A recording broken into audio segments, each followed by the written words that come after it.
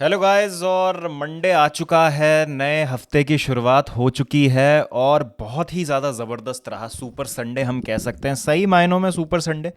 बहुत ही इंटरेस्टिंग हमको मैचेस देखने को मिले। और आप कह सकते हैं कि फुटबॉल जो जब हम कहते हैं फुटबॉल के बारे में कि कभी भी कुछ भी हो सकता है और फाइनल विसल तक हमको नहीं पता होता कि कभी कभी कुछ मैचेस में क्या हो सकता है, तो कुछ इसी तरीके के मैचेस हमको देखने को मिले।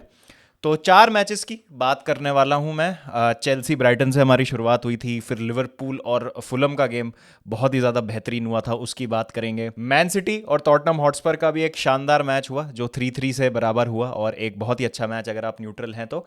और फिर बार्सिलोना ने एटलेटिको मैड्रिड को 1-0 की स्कोर लाइन से हराया। तो इन चार मैचेस की हम बात करेंगे। तो उल्टे ऑर्डर में चलते हैं, उल्टी क्रोनोलॉजिकल ऑर्डर में चलते हैं। तो जो मैच सबसे लेट स्टार्ट हुआ पहले उसकी बात करते हैं, बार्सिलोना वर्सेस एटलेटिको मैड्रिड। और एक जो बहुत ही ज़्यादा बना हुआ था narrative against Barcelona, against Xavi Hernandez की भाई क्या ये टीम रेडी है to play against in form Atletico Madrid. और एटलेटिको मैड्रिड के बहुत ज़्यादा कसीदे जो है कहे जा रहे थे इस मैच से पहले, बहुत ज़्यादा जो है आप कह सकते हैं हैवी फेवरेट जो है एटलेटिको मैड्रिड को ही कहा जा रहा था। और छावी हर्नांडिस पे काफ़ी सारे सवाल उठ रहे हैं इस सीज़न की, क्या आप रेडी हैं ला लीगा के लिए compete करने के लिए? चैंपियंस लीग में चलिए आप आ गए हैं राउंड ऑफ 16 में, बट ये टीम कितना आगे जा सकती है, क्योंकि ब्रांड ऑफ फुटबॉल जो है वो बहुत सारे बार्सिलोना फैंस को समझ आ नहीं रहा है। उसके बाद अगर हम बात करें तो फॉरवर्ड्स का जो फॉर्म चल रहा है अभी बार्सिलोना का, that is not very encouraging, specially अगर हम बात करें रॉबर्ट लेवेंडोस्की की, कि बहुत सारे जो चांसेस है वो मिस कर रहे हैं। तो ये सारी जो चीज़ें थी ये हॉन्ट कर रही थी, थोड़ा थोड़ा कहीं ना कहीं क्वेश्चन मार्क जो है वो क्रिएट कर रहे थे बार्सिलोना के माइंड में, ये बार्सिलोना फैंस के माइंड में ये सारे सवाल। और coming into this game fourth position पे थी ला लीगा टेबल में बार्सिलोना। और अभी भी अगर आप देखेंगे ये मैच जीतने के बाद तो 4 पॉइंट का गैप है, तो बहुत ज़्यादा ज़रूरी था इस मैच में पॉइंट्स ड्रॉप ना करना बार्सिलोना के लिए। और एक जो चीज़ थी, जैसा मैंने मेंशन किया कि बार्सिलोना जो है एज फेवरेट्स नहीं आ रही थी इस मैच में, और जो ब्रांड ऑफ फुटबॉल है वो भरोसा नहीं देती है बार्सिलोना फैंस को कि क्या हम एथलेटिको मैड्रिड के अगेंस्ट एक अच्छी परफॉर्मेंस और एक अच्छा रिजल्ट ले पाएंगे। तो उस चीज़ का बहुत ही मुंह तोड़ जवाब दिया आई थिंक बार्सिलोना और शावी हर्नांडिस ने।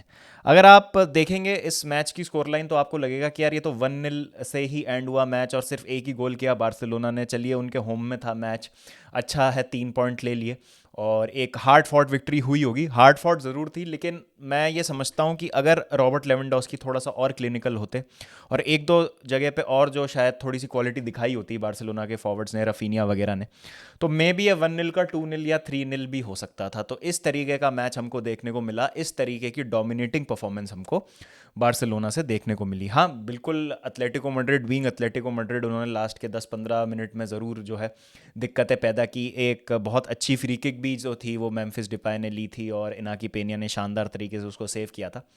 लेकिन अपार्ट फ्रॉम दैट आप कह सकते हैं कि मोस्ट ऑफ द गेम में इट वाज ऑल बार्सिलोना। और यहाँ पर जो एक सवाल उठ रहा है वो है रॉबर्ट लेवेंडोस्की के फॉर्म पे, और क्या रॉबर्ट लेवेंडोस्की अब उस लेवल के प्लेयर हैं जिस लेवल पे वो बायर्न म्यूनिक में परफॉर्म करते थे, जिस तरीके से सीज़न आफ्टर सीज़न हम देख रहे थे कि वो 35-40 गोल्स मार रहे थे, बैलन डोर कंटेंडर थे, फॉर श्योर बैलन डोर जीतना चाहिए था उनको 2020 में, बट अनफॉर्चुनेटली वो सेरेमनी हुई नहीं थी।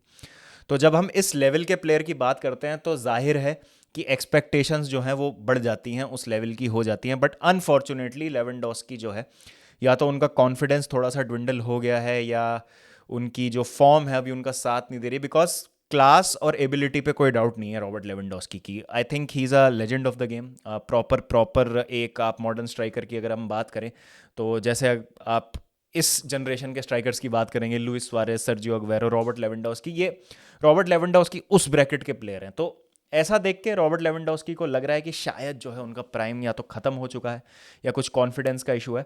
But what ever it is, ये कहीं ना कहीं हर्ट ज़रूर कर रहा है बार्सिलोना को। और आई थिंक मेरे ख्याल से अब टाइम है बार्सिलोना को टू असेस न्यू ऑप्शंस और शायद मूव ऑन करना पड़ेगा लेवेंडोस्की से। लेकिन लेवेंडोस्की की इस खराब परफॉर्मेंस के चलते हम उन चीज़ों पे पर्दा नहीं डाल सकते जो बार्सिलोना ने बहुत अच्छी की।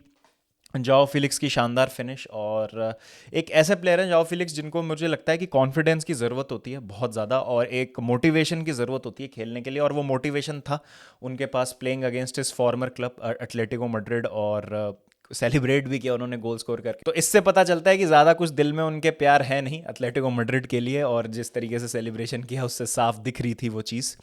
उसके बाद अगर हम बात करें मिडफील्ड की, परफॉर्मेंस बहुत शानदार थी। गुंडोगन का गेम बहुत बढ़िया था, Frenkie de Jong, Pedri eight there absolute best. Back line तो सॉलिड है ही बार्सिलोना की, जिस तरीके से हमने लास्ट सीजन भी देखा था।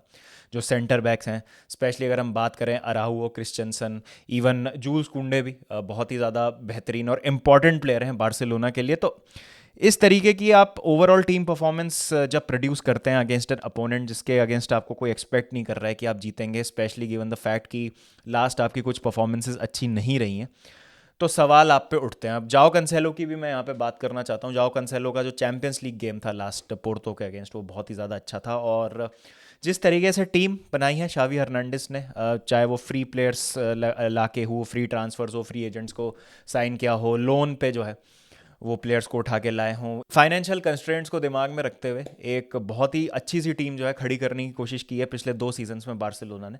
और मैं हमेशा यही कह रहा हूँ कि आप बहुत ज़्यादा जल्दी जो है शावी हर्नांडिस को जज कर रहे हैं, स्पेशली बेस्ड ऑन उनकी performance in Europe, specially champions league में जो उनकी परफॉर्मेंसेज रही है, उनके बेसिस पे शावी को बहुत ज़्यादा हार्शली क्रिटिसाइज़ किया जाता है टाइम्स मेरे हिसाब से। हाँ ठीक है, भले ही ब्रांड ऑफ फुटबॉल कभी कभी उस तरीके का ना हो जो चाहिए फैंस को, लेकिन आपको ये भी एडमिट करना होगा कि जो प्लेयर्स थे बार्सिलोना के पास पिछले 10-15 साल में, उससे एकदम ट्रांजिशन हो चुका है। और अभी कोई भी प्लेयर ऐसा नहीं है टर स्टेगन के अलावा जो आप कह सकते हैं कि पिछली टीम का हो। अब एक आधा कोई प्लेयर हो, सर्जी रोबर्टो वगैरह, तो सर्जी रोबर्टो तो देखिए लेजेंड है, बट हाँ मतलब टेक्निकली अगर आप कह सकते हो स्टार्टिंग 11 जो थी बार्सिलोना की, जो प्राइम बारसा थी पिछले 10 साल की, उसका कोई भी प्लेयर अब इस टीम में बचा नहीं है। तो एक ट्रांजिशन जो है वो शुरू हुआ है।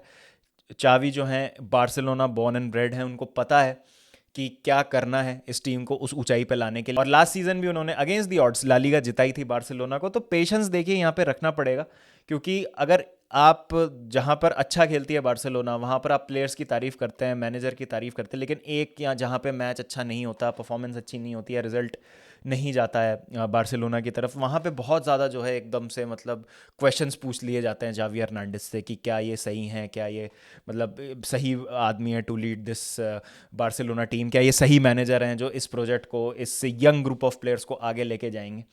तो देखिए मेरे हिसाब से तो टाइम देने की ज़रूरत है। और बात यह है कि पूरी टीम जो है अब शावी ने मैनेजमेंट के साथ मिलकर बनाई है, और कोई भी अगर नया बंदा आता है तो पूरा ये मैस हो जाएगा, उसको अपने प्लेयर्स चाहिए होंगे, अपना सब कुछ करना होगा, तो ये तो कोई सवाल ही नहीं उठता। और मैं तो हमेशा से डे वन से कह रहा हूँ कि चावी को टाइम दो, let him do his thing, और आपको अच्छी चीज़ें देखने को मिलेगी। और ये परफॉर्मेंस जो है उस चीज़ का सबूत है। जो पैशन, जो डिज़ायर और जो एक विल टू विन है बार्सिलोना को वापस उस स्टेचर पे पहुंचाने की जहां पर बार्सिलोना पहुंचना चाहिए, जहां बार्सिलोना बिलोंग करती है, वो स्टिमुलेट करना शावी का काम है, being a Barcelona boy himself. और वो कर रहे हैं, और जो वो प्लेयर्स लेके आ रहे हैं सारों ने ही अभी तक अच्छा परफॉर्म किया है। तो देखते हैं आगे किस तरीके से सीजन जाता है बार्सिलोना का, लेकिन ये जो 3 पॉइंट थे वो बहुत ज़्यादा इंपॉर्टेंट थे उनके लिए। एंड आई थिंक यहाँ पर जो है आप कह सकते हैं कि बार्सिलोना ने दिखाया है कि दे कैन बी अब डिफ़िकल्ट टीम। और जो इनिशियली हमको सीज़न में दिखा है कि बार्सिलोना जो है काफ़ी पॉइंट्स ड्रॉप कर चुकी है ऑलरेडी, एट टाइम्स बहुत ज़्यादा अच्छी फुटबॉल नहीं खेल रहे हैं, 4 मैचेस ऑलरेडी ड्रॉ कर चुके हैं ला लीगा में, एक एल क्लासिको भी हार गए थे। तो ठीक है, वो सारी चीज़ें जो हैं आप कह सकते हैं कि अगेंस्ट में चली गई इस टीम के, लेकिन जैसा मैंने कहा बहुत ज़्यादा कुछ ख़राब मुझे दिखता नहीं है इस टीम में। रिजल्ट्स जो हैं वो ग्राइंड कर ही लेते हैं कैसे ना कैसे Xavi, it's just a matter of time. और थोड़े से अगर और प्लेयर्स उनको मिल जाएंगे तो मुझे लगता है ये टीम और बेहतर होती जाएगी एज द टाइम प्रोग्रेसेस। तो देखते हैं आगे क्या होता है। अब बात करते हैं Manchester city versus Tottenham Hotspur की। और जैसे हम लेवेंडोस्की की बात कर रहे थे कि मिस चांसेस जो थे लेवेंडोस्की के, उन्होंने हर्ट नहीं किया इवेंचुअली बार्सिलोना को, और अल्टीमेटली बार्सिलोना 1-0 से ये मैच जीत गई। लेकिन सेम जो है अर्लिंग हालैंड और मैन सिटी के लिए नहीं कहा जा सकता। अर्लिंग हालैंड को इतने अच्छे चांसेस मिले थे, 2 बहुत ही क्लियर कट चांसेस, एक तो ओपन गोल ही था जो फर्स्ट हाफ में उनको मिला था, उसके अलावा एक और चांस मिला था जो उन्होंने स्काई कर दिया था। उसके अलावा भी मैन सिटी काफ़ी अनलकी रही, जिस तरीके से जेरेमी डोकू ने पोस्ट पे हिट किया, फिर फिल फोडन ने भी पोस्ट पे मारा। बहुत ही डोमिनेंट परफॉर्मेंस फर्स्ट हाफ में मैनचेस्टर सिटी का। और 2-1 की स्कोर लाइन से जो है मैन सिटी जाती है फर्स्ट हाफ में। और आप कह सकते हैं कि भाई यहाँ पर एक प्रॉपर जो है मैन सिटी डोमिनेशन हमको देखने को मिलेगा, थ्रैश कर सकती है मैनचेस्टर सिटी टॉटनम हॉटस्पर को, लेकिन वैसा हुआ नहीं। और आपको कल के मैच से एक और जो चीज़ है वो साबित हो जाती है, जैसा मैं कह रहा हूँ कि आपको अपने चांसेस लेने बहुत ज़्यादा ज़रूरी हैं। भले ही आपके पास बहुत क्वालिटी प्लेयर्स हो, लेकिन अगर आप एक अच्छी टीम के अगेंस्ट खेल रहे हैं जो अपनी फिलॉसफी में, जो अपनी स्टाइल ऑफ फुटबॉल में बिलीव करती है, तो आप उनके अगेंस्ट ऐसे चांसेस मिस नहीं कर सकते जिसके कारण जो है आपको खामियाजा भुगतना पड़ सकता है, और वही हुआ।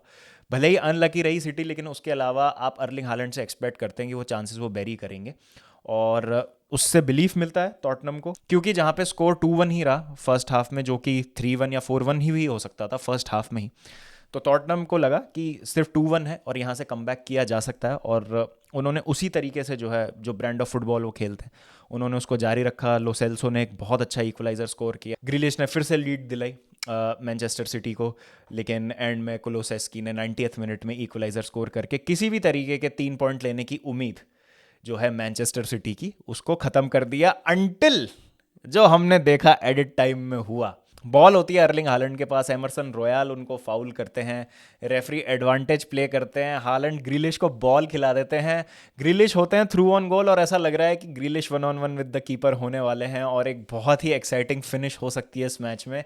और वहाँ पर रेफरी वापस से गेम को बुला लेते हैं फाउल के लिए, और फ्री किक मिलती है मैन सिटी को जहाँ पे फाउल इनिशियली हुआ था, तो वो एडवांटेज जो है इनिशियली प्ले करने के बाद रेफरी ने विसिल बजा दी, और उसके बाद आप कह सकते हैं कि ऑल हेल ब्रोक लूज। मतलब जिस तरीके से मैन सिटी फैंस नाराज़ हुए, स्टेडियम में बैठे हुए बू कर रहे थे रेफरी को, अर्लिंग हालैंड चढ़ गए रेफरी पे, जिस पे अभी एक न्यूज़ आई है कि अर्लिंग हालैंड शायद इन्वेस्टिगेशन फेस कर सकते हैं एफए से for his conduct against the referee.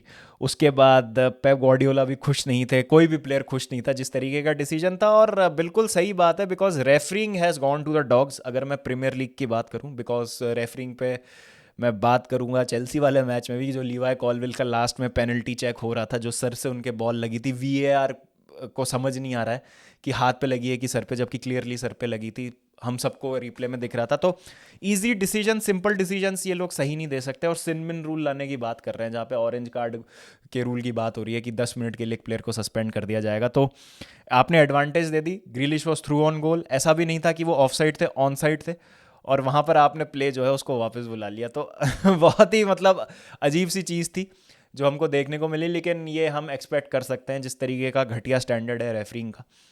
हमको पता है कि इस तरीके के डिसीजन अगर दिए जा रहे हैं तो कोई चौंकने वाली बात नहीं है, बिकॉज हम ये वीक इन वीक आउट देख ही रहे हैं एनी केस। लेकिन वहाँ पे मैन सिटी सोचेगी कि थोड़ा सा उनके साथ अन्याय ज़रूर हुआ है, लेकिन every team has been at the receiving end of stupid refereeing decisions, तो उसमें मैं ज़्यादा कुछ और बोलूँगा नहीं। बट हाँ, ये एक मोमेंट था गेम में जिसको मेंशन करना ज़रूरी था। बट डिस्पाइट उस डिसीजन के, हम टॉटनम से उनकी अच्छी performance we can't take it away. एक बहुत ही डिफ़िकल्ट रन ऑफ रिजल्ट्स आ रही थी, टॉटनम 3 मैचेस लगातार हारे थे और बहुत सारे मेजर प्लेयर्स को इंजरी है, लेकिन जिस तरीके से कुलुसेस्की को एक नंबर 10 में ट्रांसफॉर्म किया है पोस्टेकोग्लू ने, और ऑल कई बार खेल चुके हैं नंबर 10 में, लेकिन सेंट्रली और ज़्यादा आप कह सकते हैं कि डेंजरस हो जाते हैं कुलुसेस्की कंपेयर टू जो राइट हैंड साइड में खेलते हैं। तो उन्होंने दिखाया है कि जो भी उनके पास प्लेयर्स हैं, मैन सिटी के अगेंस्ट जाके मैन सिटी के होम में एक 3-all ड्रॉ निकालना बहुत बहुत इंप्रेसिव रिजल्ट है। और fair play to Tottenham Hotspur, क्योंकि उन्होंने अपनी फिलॉसफी और स्टाइल ऑफ प्ले जो है उनका गेम का, उसको छोड़ा नहीं, और जिसके कारण उनको एक पॉइंट भी मिला, और वही जो उनकी ब्रेव अप्रोच है वो मैच को जो है वो ख़त्म नहीं होने देती। अगर आपने एक गोल की लीड ले रखी है स्पर्स के against, I don't think it is enough. एक जो चीज़ जो लेट डाउन करेगी स्पर्स को, अगर इक्वलाइजर नहीं मारते कुलुसेस्की, तो स्पर्स पहली टीम बन जाती हिस्ट्री में जो 4 लगातार मैच हारती प्रीमियर लीग में, जिसमें उन्होंने पहले गोल स्कोर किया है हर मैच में। तो उन्होंने चेल्सी के अगेंस्ट पहला गोल स्कोर किया था, वुल्स में पहले स्कोर किया था, एस्टन विला में पहला गोल स्कोर किया था, और अभी फिर से मैन सिटी में भी पहला गोल स्कोर किया था। तो स्पर्स को एक चीज़ ढूंढनी होगी कि भाई वो गोल तो स्कोर कर लेते हैं, और अर्ली गोल्स भी स्कोर कर रहे हैं, वो काफ़ी अच्छा वो स्टार्ट कर रहे हैं सारे मैचेस। इट्स जस्ट दैट कि वो लीड जो है उसको कैसे प्रोटेक्ट कर सकते हैं। थोड़ा सा प्रैग्मेटिज्म तो लाना ही पड़ेगा पोस्टेकोग्लू को इन द लॉन्ग रन। मुझे लगता है कि ठीक है, ये ब्रेव परफॉर्मेंसेज, ये जो आपकी अप्रोच है, ये आपको एक लेवल तक तो लेके आ गई है, लेकिन अगर आपको लॉन्ग टर्म में compete करना है, to make sure that you don't lose points frequently इतना जितना स्पर्स कर रही है, तो थोड़ा सा प्रैग्मेटिज्म और गेम मैनेजमेंट लाना पड़ेगा पोस्टेकोग्लू का, मुझे लगता है। लेकिन यहाँ पे तारीफ मैं करूँगा उनकी, जिस तरीके से उन्होंने ड्रॉ लिया, 1 पॉइंट निकाला, और सब लोग कह रहे हैं कि सिटी का थोड़ा स्लंप आ गया है या सिटी थोड़ा सा वैसी टीम नहीं लग रही जैसी लास्ट सीजन लग रही थी। देखिए, ये आंखों का धोखा है। ये हर बार लगता है और फिर वो जनवरी फरवरी आता है, एक रन पे जाते हैं जहाँ पे 13-14 मैचेस जीत रहे हैं। तो ये आप धोखे में मत आइए कि मैन सिटी का कोई भी स्लंप आया है या मैन सिटी जो है वो खराब खेल रही है। कभी कभी ऐसा भी होता है कि दूसरी टीम भी अच्छा खेलती है, तो आज स्पर्स अच्छा खेली है तो उनकी तारीफ भी हमको करनी चाहिए। तो इट्स नॉट लाइक कि मैन सिटी सारे ही मैच जीतेगी या मैन सिटी जो है हर मैच में ही कंफर्टेबली एक रिजल्ट निकाल लेगी। 3 पॉइंट तो मैन सिटी के ही होते हैं। मैन सिटी अभी भी they are the team to beat, no matter league में कोई भी सिचुएशन हो, अभी कोई भी टॉप पे चल रहा हो। अभी केडी भी जब वापस आ जाएंगे, चौथी भी थोड़ा बहुत आप देख रहे हैं कि कभी कभी स्ट्रगल हो रहा है मैन सिटी का, वो भी खत्म हो जाएगा। नहीं तो केडीबी के बिना भी एक मैन सिटी रन पे जाने की कैपेबल है जहाँ पे उनको रोकना नामुमकिन हो जाता है। और ये हमने 3 सीजन से तो लगातार देख ही लिया है, जब लगता है बीच बीच में कि अच्छा यार यहाँ पे जो है मैन सिटी शायद स्ट्रगल कर रही है, इस बार शायद टाइटल ना जीत पाए। पिछले साल इट वॉज आर्सनल, उससे पिछले साल इट वॉज लिवरपूल, जो लग रहा था कि हाँ शायद ये लोग टाइटल जीत सकते हैं। लेकिन man city being man city, उनको पता है कि क्या करना होता है। और आप देखिएगा कम जनवरी या फरवरी वो एक रन पे जाएंगे और तब हमको लगेगा कि अच्छा हाँ भाई मैन सिटी को तो कोई हरा नहीं सकता। उसमें इंटरेस्टिंग होगा देखना कि आर्सेनल और लिवरपूल क्या करते हैं जवाब में। Which brings me to the Liverpool वाला मैच। लिवरपूल देखिए, अगर कोई मेंटालिटी मॉन्स्टर्स हैं इस लीग में तो that is Liverpool without a shadow of a doubt. जिस तरीके से वो कम बैक करते हैं लूजिंग पोजीशन से, पॉइंट्स गेन करते हैं, चाहे ड्रॉ करना हो, मैच में कम बैक करके जीतना हो, ultimate testament to Jurgen Klopp. और जिस तरीके से वो ड्रिल किया हुआ उन्होंने इस टीम को, और एक बिलीफ जो है बहुत ज़्यादा स्ट्रॉन्ग है इस टीम का। ट्रेंट एलेक्जेंडर आर्नल्ड अपने पुराने इनिशियल हेयर स्टाइल में आ चुके हैं जो 3-4 साल पहले जब वो आए थे सीन पे एकदम। और उसी तरीके की फुटबॉल भी बिल्कुल खेल रहे हैं, एक्साइटिंग। और कल भी जो है आप कह सकते हैं चारों के चारों जो गोल मारे सारे बैंगर्स थे। लिवरपूल ने जितने गोल मारे सारे बैंगर्स थे। मतलब ऐसे गोल अमूमन आप देखते नहीं है एवरेज एक फुटबॉल गेम में पड़ते हुए। क्रेडिट टू फुलम, जिस तरीके से एनफील्ड पे जाके उन्होंने लीड ले ली थी और एक टाइम पे लग रहा था कि 3-2 की स्कोर लाइन से वो एनफील्ड में लिवरपूल को हरा सकते हैं। तो अपने आप में एक बड़ी बात है। लेकिन इस मैच से पहले मुझे लगा था कि फुलम का जीतना मुश्किल है, लेकिन इतना क्लोज मैच होगा और कुछ बैंगर्स की ज़रूरत होगी, वर्ल्डीज़ की ज़रूरत होगी लिवरपूल को जीतने के लिए। ये मैंने एक्सपेक्ट नहीं किया था। तो कूडोज टू लिवरपूल, जिस तरीके से लिवरपूल ने कमबैक किया और 3 पॉइंट हासिल किए, मच नीडेड 3 पॉइंट्स। और अगर आप एक बार पॉइंट्स टेबल पे नज़र डालें तो थर्ड पे आ गई है मैन सिटी, लिवरपूल अभी सेकंड पे है, आर्सेनल फर्स्ट पे है 33 पॉइंट्स के साथ। तो 3 हॉर्स टाइटल रेस लग रही है अभी इस समय। एक जो चीज़ मुझे लिवरपूल के लिहाज से लगती है जो शायद और इम्प्रूव हो सकती है वो है स्क्वाड डेप्थ। और जनवरी में लिवरपूल क्या करती है वो देखना इंटरेस्टिंग होगा, बिकॉज लिवरपूल अभी भी सारे कॉम्पिटिशन्स में लाइव है। वो लीग कप भी खेल रहे हैं, एफए कप में भी वो खेलेंगे। आई थिंक एफए कप में तो आर्सेनल से ही है उनका पहला मैच। फिर यूरोपा लीग में भी काफ़ी स्ट्रॉन्ग कंटेंशन है इस बार लिवरपूल का।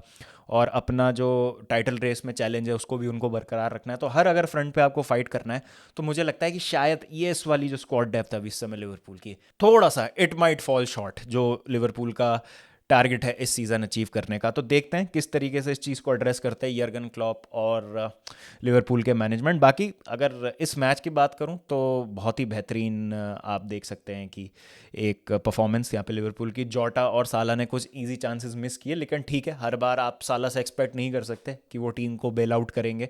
तो इस बार ट्रेंट थे, मैकैलिस्टर थे, एंडो वटारो का गोल देखने को मिला हमको। आई थिंक पहला गोल है उनका लिवरपूल में प्रीमियर लीग में तो एटलीस्ट। तो बहुत मतलब इंपॉर्टेंट होता है जब आप एक लंबे और एक बड़े कॉम्पिटिटिव सीजन में खेल रहे हैं तो सारे के सारे प्लेयर्स जो हैं क्रूशल टाइम्स आपके लिए स्टेप अप करें। और वो लिवरपूल के लिए हुआ है। तो देखते हैं लिवरपूल के लिए भी सीज़न कैसे आगे जाता है। और लास्ट जो है चेल्सी और ब्राइटन। देखिए, चेल्सी ब्राइटन में तो सारी बातें मैंने वॉच अलॉन्ग में मोस्टली बोल दी थी, बट एक जो मैं बात कहना चाहता हूँ कि भले ही हमको 3 पॉइंट मिले, परफॉर्मेंस भी ठीक थी, लेकिन जो इमेच्योरिटी और जो एक आप कह सकते हैं नाइविटी है इस टीम की, बहुत बहुत ज़्यादा एक्सपोज हो चुकी है। और मतलब लगातार दूसरे हफ्ते अगर आपका कैप्टन 2 येलो कार्ड लेके सेंट ऑफ हो रहा है तो इससे पता चलता है कि प्लेयर में अभी एक्सपीरियंस की बहुत ज़्यादा कमी है। और पॉचेटिनो ने फिर से बोला है कि we are our own worst enemy. 2-0 की लीड पे कॉनर गैलेगर क्यों उस टैकल के लिए जा रहे हैं अगेंस्ट अ ब्राइटन टीम जो पता है आपको प्रेस करती है, जो पोजेशन रखना पसंद करती है। अगर आप उनके अगेंस्ट एक मैन डाउन चले गए तो आपके लिए बहुत ज़्यादा दिक्कत हो सकती है। लेकिन आप जो हैं अपनी टीम को स्ट्रैंडेड छोड़ गए 2-1 की स्कोर लाइन पे, ब्राइटन को कॉन्फिडेंस देके बहुत ज़्यादा। लेकिन यहाँ पे मैं डिसासी बदियाशील थियागो सिल्वा और लीवाई कॉलवेल की तारीफ करूंगा, जो बैक लाइन थी हमारी। I think it was brilliant. Enzo का गेम भी बहुत बढ़िया था, 2 गोल ज़रूर स्कोर करे। कुछ मिसप्लेस पासेस थे, लेकिन उसके अलावा I think he was doing his thing. Caicedo का मिक्स्ड बैग था game. At times he was good, first half में he was good, second half में थोड़ा सा उन्होंने भी हेड लूज कर दिया था। And he was this close to getting sent off. एक येलो कार्ड उनको था, लेकिन येलो कार्ड पे भी अगेन इनएक्सपीरियंस, जो रश ऑफ ब्लड है, जो एक्सूबरेंस ऑफ यूथ है, वो कभी कभी आपको एक गलत स्पॉट में डाल सकती है। वो भी हो सकता था। तो वहाँ पे काइसेडो जो है सेंट ऑफ हो सकते थे, हम 9 मैन तक जा सकते थे, फिर तो पक्का ही ब्राइटन ने कम बैक कर लिया होता। मुद्रिक अगेन फ्लैशेस में he was okay, but penalty एक क्रूशल उन्होंने दिलाई, जो कि अच्छा था। काउंटर अटैक पे he was good. Sterling was quiet. First half में अगेन वो कुछ खुद से ही करने की कोशिश कर रहे थे, बाकी उसके अलावा और कुछ हुआ नहीं। सैंचेस फर्स्ट हाफ में अगेन थोड़ा सा दिल को उन्होंने, मतलब जैसे कहते हैं ना कि दिल की धड़कनें बढ़ा देते हैं, वो कर दिया था सैंचेज ने फर्स्ट हाफ में, स्पेशली जब उनको एक बैक पास आया था और ऑलमोस्ट वो मिस कर दिया था उन्होंने। लेकिन सेकंड हाफ में he was brilliant. Crosses claim करना, सेव्स करना, बहुत ही अंडर प्रेशर, बहुत ही एक हाई स्टेक्स आप कह सकते हैं गेम था हमारे लिए। बिकॉज यहाँ पे अगर हम 3 पॉइंट लूज़ कर देते तो हमारे मोराल के लिए बहुत ज़्यादा ख़राब होता, फिर से हम जो है सेकंड हाफ में ड्रिफ्ट कर जाते टेबल के। तो अच्छा उन्होंने अपना फोकस और कूल और काम रखा, कंपोजर रखा लास्ट के 10-15 मिनट में। 10 मिनट का एडिट टाइम मिला, जो कि 14 मिनट का हो गया था eventually. Which brings me to the VAR decision जो लीवाई कॉलविल का हुआ। देखिए, मिलनर ने जो फाउल किया मुद्रिक पे, पेनल्टी थी। कॉनर गैलेगर का जो सेकंड येलो था उस पर मुझे कोई डाउट नहीं है, it was a clear cut yellow card, red card था वो, मैं उसमें कोई डिबेट नहीं करूंगा, बिल्कुल सही डिसीजन था वो। लेकिन ये लीवाई कॉलविल का जब सर लगाया है तो, और वीएआर को दिख नहीं रहा है, और वो रेफरी को बोल रहे हैं टीवी पे भी जाके देखो कि क्या हुआ है एग्जैक्टली, तो किस तरीके की रेफरिंग हो रही है मुझे समझ नहीं आ रहा। उसकी वजह से और 2 मिनट ऐड कर दिए रेफरी ने। बहुत ही ज़्यादा अजीब सी जो है रेफरिंग हो रही है। फिर हमने रेफरिंग की बात तो कर ही ली थी सिटी स्पर्स वाले मैच में। तो पता नहीं क्या स्टैंडर्ड है रेफरिंग का इस लीग में, और क्या होगा, और अकाउंटेबल भी नहीं होते कोई रेफरी किसी भी डिसीजन के लिए। तो देखते हैं क्या चीज़ रहती है इसमें। बट हाँ, चेल्सी के लिहाज से बहुत इंपॉर्टेंट है। अब देखिए, यहाँ पे लोग अगेन बोलते हैं कि सिर्फ 7 पॉइंट ही आप पीछे हैं टॉप 5 की पोजीशन से, 5 टीमें जाएंगी चैंपियंस लीग प्लेसेस में। तो देखिए, मैं इस तरीके का कोई कॉन्वर्सेशन अभी नहीं करना चाहता। ये हर बार हम करते हैं एक मैच जीतने के बाद। 14 मैच हमने खेले हैं, सिर्फ 5 मैच जीते हैं, तो 2-4 मैच और हम जीत जाएं, उसके बाद ये टॉप 5 टॉप 4 की हम बात करेंगे। ऑल आई नीड कि अब जो आने वाला जो हमारा एक डिफिकल्ट रन ऑफ फिक्सचर था, ये तो खत्म हो गया है, क्योंकि Manchester United I think it's a 50-50 game. क्योंकि जिस फॉर्म में मैनचेस्टर यूनाइटेड है, I think it's the right time to play them मेरे हिसाब से।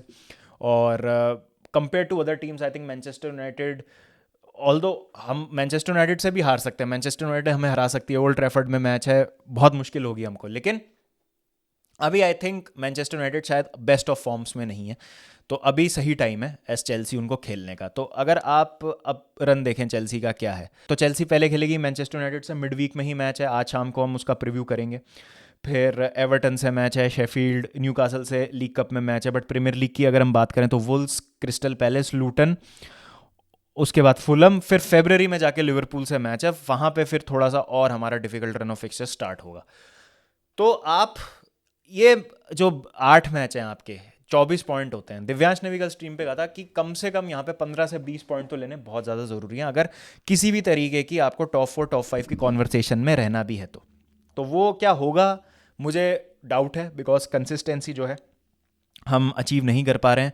प्लस हमने अनरियलिस्टिक एक्सपेक्टेशंस लगा ली है हमारे जो नए लड़के हैं रोमियो लाविया और एनकुंकू से, कि वो आएंगे तो कुछ चमत्कार ही हो जाएगा, तो ऐसा नहीं होने वाला है। तो देखते हैं किस तरीके से जो है हमारा सीज़न आगे बढ़ता है, और ये रन ऑफ फिक्सचर्स में हमारी परफॉर्मेंस कैसी रहती है, कितने हम पॉइंट निकाल पाते हैं, ये देखना काफ़ी ज़्यादा इंटरेस्टिंग होगा। तो आपकी क्या राय है सारे मैचेस पे? Please do let me know in the comment section, जो भी आपके थॉट्स हैं in some moments, feel free to share them down below. और मिलता हूँ मैं आपसे शाम को on a live stream, Chelsea और मैनचेस्टर यूनाइटेड डिस्कस करेंगे मोहक के साथ। तो see you soon, till then take care and piece.